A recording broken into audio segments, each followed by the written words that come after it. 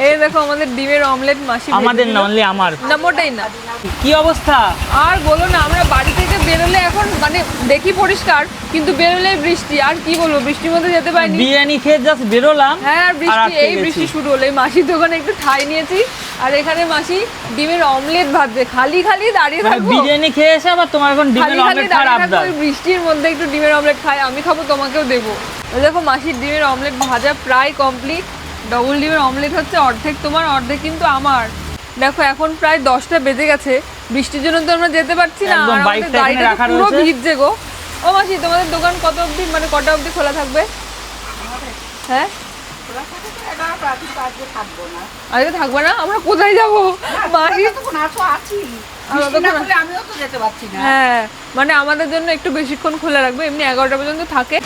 বৃষ্টির মধ্যে গরম গরম অমলেট, দারুন দারুন, সেই টেস্ট। সেই টেস্ট। এই দেখো আমাদের ডিমের অমলেট মাসি আমাদের না, অনলি আমার। না মোটেই না।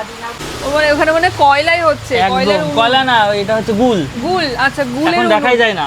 এখন দেখাই যায় না, সবাই গ্যাসেই করে। এর টেস্ট তো মানে খুব সুন্দর হবে, আমি একটু খাবো গো। তুমি তো খাবা, মানে ক্যামেরার সামনে বলে বলছো যে একটু খাবো। না, এই 2 পিস আমার, বড় বড় 2 পিস তোমার। এই বৃষ্টি থেমে গেছে, চলো এবার। ডিম তো পুরোটাই নিয়ে নিলে, আমাকে দিলে না, অল্প একটু দিয়েছো। মাসির কাছে চলো মাঝে টাটা দিয়ে দাও, চলো চলো চলো। মাসি আসছি, বৃষ্টি কমে গেছে, টাটা।